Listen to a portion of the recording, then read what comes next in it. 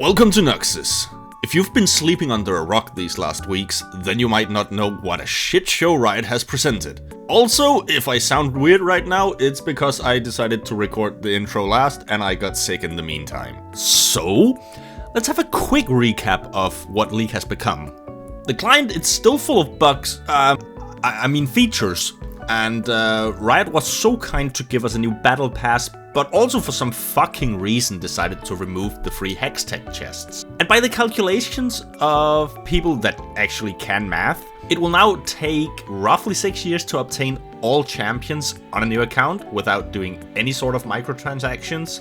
So yeah, that seems great. I mean, the game is technically still free to play. There has been exactly one new addition to the item pool. Bloodletter's Curse. That doesn't sound right. It's just Black Cleaver, okay? It's Black Cleaver for mages. And with the rune pages, there has been like a small exchange, mainly in the domination tree, because instead of Ghost Poro, Zombie Ward, and Eyeball Collection, we now have Deep Ward, Sixth Sense, and Grisly Mementos. And I won't get into detail about each of them, but for vision-based roles such as jungle and support, they do seem kinda based. In the sorcery tree though, we have the most bullshit of bullshit, because instead of nullifying orb, it has been changed to Axiom Arcanist. It's literally fucking Axiom Arc as a rune.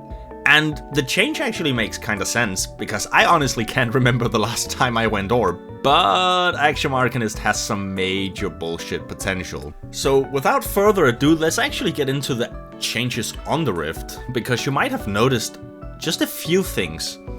The map now has a distinct Noxian theme, and I personally think it looks kinda dope. Like, look at these shopkeepers, it's absolute cinema.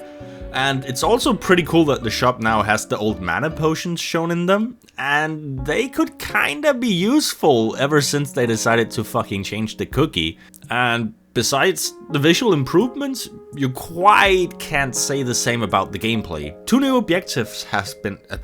2 new objectives has been added to the game. The first one is Feats of Strength, not the grippers, like feats. And this buff pretty much goes to the team that gets 2 out of 3 of the following objectives. First Blood, First Tower, and 3 neutral objective. And I mean, it's cool and all, but fuck, I'm tired of getting invaded while my team dances at their towers. That's amazing. If I get fucking invaded here, it's just typical. And speaking of towers, they now deal a lot more damage, making tower diving a lot less fun than it used to be. Like, it sucked in the first place, but now it sucks even more. And also, like, just the amount of games where the first tower falls before 10 minutes. 8-minute first tower, let's go. Easy. It really shows something about, like, the skill-based matchmaking.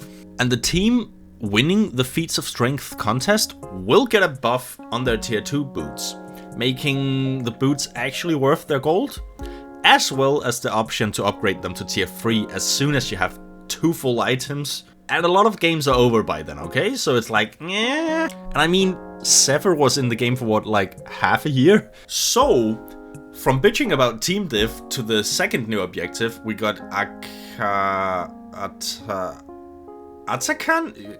Yeah, that seems right. So, Atakan will spawn at 20 minutes on either bot or top side, depending on the amount of action. Besides being as unsure of what side of the map to spawn in as I am to which lane to gank, Atakan also really doesn't know what form it spawns as. If the game has been full of Fiesta, the Ruinous Atakan will spawn. And the team slaying Ruinous Atakan will get a 25% stat increase from all epic monsters for the rest of the game. And if you get the other one, and backing seems like a bother, then just do what all your solo queue teammates tell you. Because with Voracious Atakan, I still can't fucking pronounce that, you get a temporary GA. It sends you straight back to the fountain, as well as giving you an extra 40 gold on every single takedown for the rest of the game. And speaking of getting somewhere fast, Teleport got reworked again. So now instead of blinking to your target, you will now get transformed into a fucking ball, becoming unstoppable, dashing to your target destination, and making you look like an idiot when teleporting to the tower, just lost, and then die. So well, yeah, this has been my opinion on the new season. This video was made for entertainment purposes only, so if you learned something, that's your own fucking fault. Just remember, don't get your account banned. It will take around 6 years to grind all the champs again. Welcome to Season 15.